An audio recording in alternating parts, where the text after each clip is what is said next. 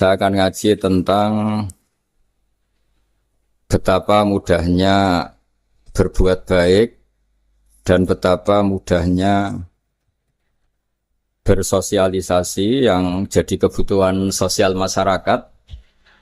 Kemudian di saat yang sama sebagai kebaikan menurut Islam.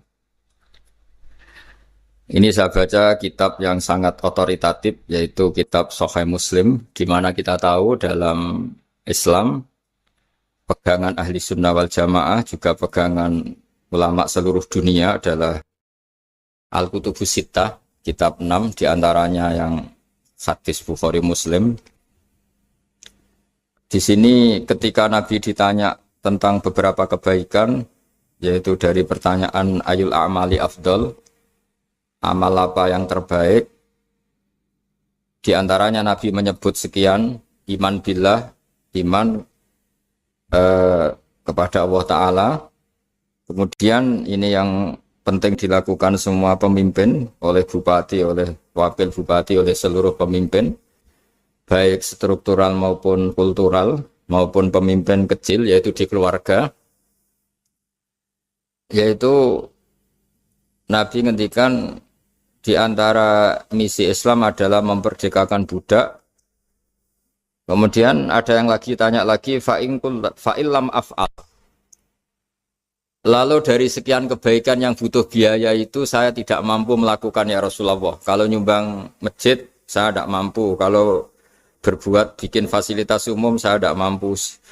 Ada yang sekian pertanyaan dari sahabat, kalau misalnya kebaikan yang butuh biaya kami tidak mampu, termasuk di sini disebutkan kemampuan berhaji, kemampuan zakat, kemampuan sedekah. Kalau semua itu kami tidak mampu ya Rasulullah. Kata Nabi, tu'inu shani'an aw tasna'u li akhraq.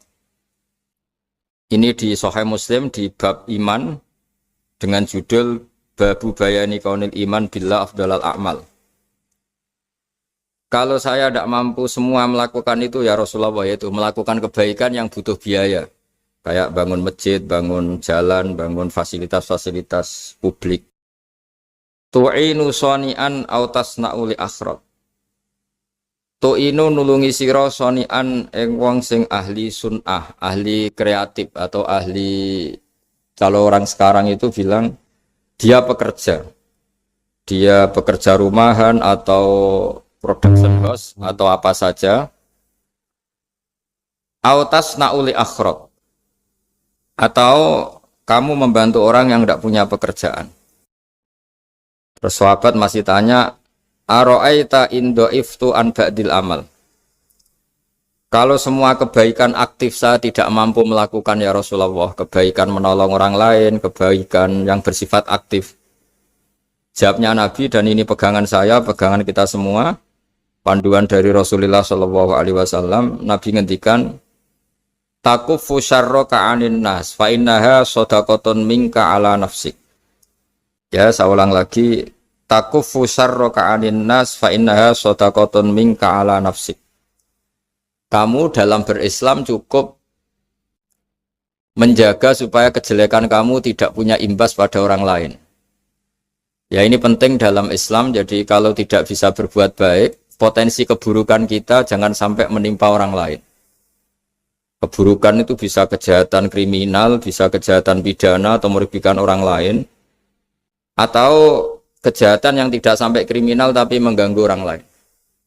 Misalnya contoh gampang ini, saya sumpek-sumpeknya sendiri ingin jalan-jalan, main di teman yang di jam kerja. Ini kan sumpek-sumpeknya saya sendiri ingin hiburan, terus wisata atau dolan ke teman yang sebetulnya saat itu dia mungkin ngaji atau kerja atau harus memenuhi kewajiban cari nafkah.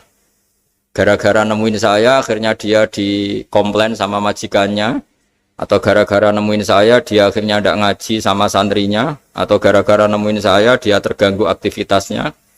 Itu juga tidak boleh, karena berarti keburukan kita punya akibat pada orang lain. Jadi kaidah dalam Islam itu kalau tidak berbuat baik, potensi keburukan kita ini jangan sampai menimpa orang lain. Sehingga di sini Islam menyarankan uzlah. Uzlah itu nyepi. Jadi misalnya kita baru penat, baru bawaannya itu emosi, baru gak suka kumpul orang, itu ya sebaiknya jangan jalan-jalan, karena di antara kebaikan Islam itu tabassum, senyum, atau talqatu wajhin, ceria. Tapi karena kita mungkin jatuh kredit, jatuh hutang, atau punya masalah keluarga, sehingga bawaan kita itu emosi. Nah, dalam seperti ini sebaiknya uzlah, menutup diri. Sehingga kata Rasulullah SAW dalam zaman akhir, di antara kebaikan itu kamu meninggalkan manusia, aktivitasnya, kemudian watadaun nas min syarrik, kamu meninggalkan manusia supaya nggak kena keburukan kamu.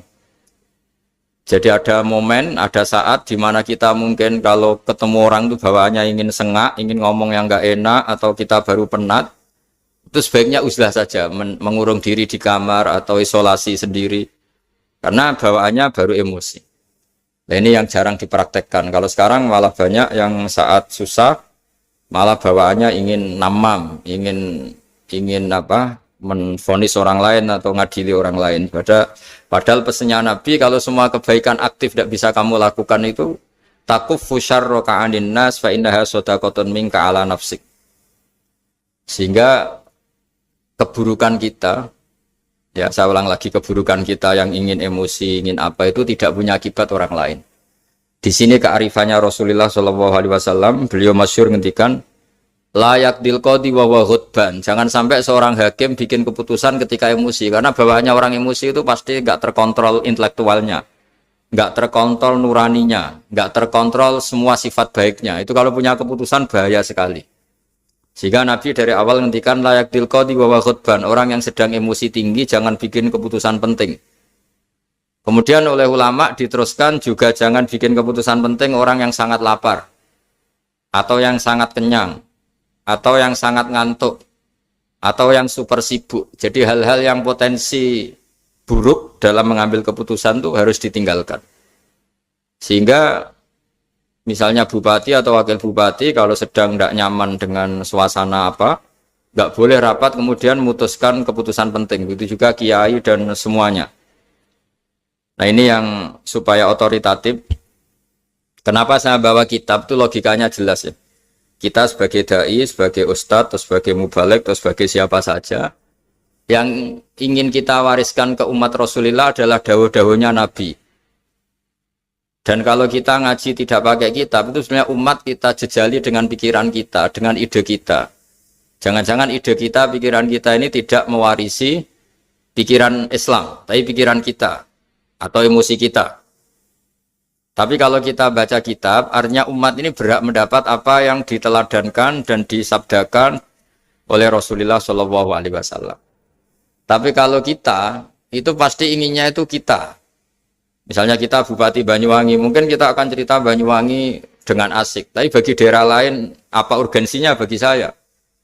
Begitu juga kalau kita kiai, mungkin kita akan cerita fadhilnya kiai. Tapi bagi orang lain yang keutamaannya jadi pekerja, jadi satpam, jadi guru, jadi pegawai negeri yang adil. Sehingga subjektivitas kita ini akan tinggi. Tapi kalau kita sebagai kiai baca hadis, maka umat ini mendapatkan panduan dari Rasulullah SAW. Nah, dari sekian panduan itu, kata Nabi, jika Anda tidak bisa berbuat kebaikan aktif, maka kebaikan yang harus Anda lakukan adalah potensi kejelekan kamu jangan menimpa orang lain. Makanya saya berkali-kali bilang, saya ini termasuk kiai yang jarang main ke alumni. Karena tadi, kadang-kadang alumni itu sudah mau kerja di tempat kerjanya, atau mau janjian ngantar anaknya sekolah. Gara-gara ada saya, mungkin semua itu dibatalkan. Sehingga silaturahim itu juga harus dimanage supaya tidak mengganggu haknya orang yang kita silaturahimi. Jangan sampai silaturahim jam 9, saatnya orang kerja, kemudian dia dapat peringatan dari pabriknya gara-gara sering didolani kiainya. Itu kan jadi ribet. Atau kiai karena sering didolani terus tidak ngaji, metu tamu terus, itu kan jadi ribet. Apapun itu, sehingga orang itu harus berpikir perilakunya itu tidak punya akibat la doror wa la diror. Jangan mengganggu dirinya, juga jangan mengganggu orang lain. Ini oleh Nabi disebut takuffu syarra ka'adin nas fa innaha shadaqatun minka ala nafsik. Sifat buruk kamu itu harus dijaga supaya tidak menimpa orang lain, dan itu berarti menjadi sedekah kamu atau amal kamu pada diri kamu sendiri. Jadi ini penting dimaklumatkan ke semua kita bahwa saat kita tidak bisa berbuat baik aktif, misalnya nggak bisa sedekah, nggak bisa menolong orang, setidaknya keburukan kita tidak menimpa orang lain. Nah, termasuk keburukan yang terselubung adalah kita punya pikiran yang menurut kita ini hebat, tapi bagi orang lain mungkin bahaya. Misalnya kita punya pikiran ingin jadi orang kaya raya yang dermawan. Itu artinya kan pikiran baik karena ingin jadi dermawan. Tapi artinya bayangkan orang lain tuh miskin semua butuh derma kamu. Mana mau orang lain kamu bayangkan miskin butuh derma kamu. Orang lain juga bayangkan dirinya kaya gak butuh derma kamu. Itu namanya kebaikan yang subjektif. Kamu ingin jadi kiai yang ngajarin orang banyak. Oke, itu baik. Tapi kan berarti kamu bayangkan orang lain gak bisa ngaji terus kamu saja yang bisa ngaji sehingga kamu yang ngajarin. Ya sudahlah, kebaikan itu udah usah muluk-muluk seperti itu. Jadi apa yang ditakdirkan kita jadi bupati ya jadi yang baik, menolong pekerja-pekerja yang baik. Saya kemarin diceritain banyak oleh Mas Anas aktivitas Pemda Banyuwangi yang menolong banyak orang, juga masyarakat juga saling menolong dan seterusnya dan terusnya. Jadi ini jelas maksud saya supaya bupati dan semuanya pemimpin melakukan kebaikan itu berdasar panduan dari Rasulullah SAW, di mana di antara aturan yang dianjurkan beliau adalah aktivitas kita sebagai manusia adalah tu'inu soni'an au tasna'uli akhraq. Ya, saya ulang lagi, saya ulang teks hadisnya secara lengkap supaya dapat berkahnya Rasulullah SAW. Ada beberapa pertanyaan dari sahabat, ya Rasulullah, jika saya tidak bisa berbuat baik yang berbiaya atau tidak bisa berbuat baik yang aktif, apa yang saya harus lakukan? Nabi ngendikan tu'inu shani'an aw tasna'uli asra. Kamu membantu orang yang bekerja atau kreatif, orang-orang yang kreatif atau pekerja apa saja kamu bantu dan bantu orang yang tidak punya pekerjaan. Terus ditanya lagi, qultu ya Rasulullah ara'aita in dha'iftu an ba'dil amal. Bagaimana kalau itu pun saya tidak bisa ya Rasulullah? Terus Nabi ngendikan tafuqifu syarraka anin nas fa innaha shadaqatun minka ala nafsik. Yang penting keburukan kamu tidak menimpa ke orang lain dan itu bagian dari sedekah kamu. Nah, perlu saya ingatkan ke semua kita lah. Makanya pentingnya membaca umat Islam dengan ilmu usul fikih. Saya berkali-kali bilang, jika ada seseorang tidur, itu jangan kamu baca sebagai tidur yang meninggalkan tahajud, meninggalkan sholat qiyamul lail, meninggalkan wiridan di malam hari. Tapi juga bacalah saat itu dia tidak dugem, tidak maksiat, tidak narkoba. Sehingga barokahnya ilmu itu ada respek pada umat Islam yang tidur. Karena tidur itu juga ada fungsi meninggalkan sekian maksiat, sekian kriminalitas. Tapi kalau kita kulino tidak baca dengan ilmu, maka melihat orang tidur itu ya kayak meninggalkan tahajud, meninggalkan wiridan, meninggalkan qiyamul lail. Sehingga bawaannya kita ini akan kurang respek. Tapi kalau kita membacanya dengan ilmu, orang yang tidur di malam hari, maksudnya ya sudah sholat isya, itu ada sekian potensi maksiat yang dia tinggalkan. Dia tidak ngerasani orang, tidak adu-adu orang di medsos, dia tidak dugem, tidak meninggalkan. Pokoknya ada sekian kebaikan dalam saat tidur itu. Ini barokahnya ilmu. Tanpa ilmu kita tidak bisa respek seperti ini. Karena bawaannya akan, oh ini malam-malam tidak tahajud, tidak wiridan, tidak apa. Tapi kalau kita dengan ilmu, itu akan membaca dengan tidur, artinya orang tidak maksiat, tidak dugem, tidak ngerasain orang, tidak ngata-ngatain orang. Nah di sini sadaqallahul azim ketika ngendikan wa min ayatihi manamukum billaili wan nahar. Termasuk ayat Allah itu orang tidur. Maksudnya tidur yang dengan dimaknai positif tadi, bisa istirahat, bisa meninggalkan maksiat, bisa apa-apa. Nah ini di sini hebatnya Rasulullah SAW ketika beliau memandu kebaikan. Di antara kebaikan itu apa? Takufu syarroka anin nas fa innaha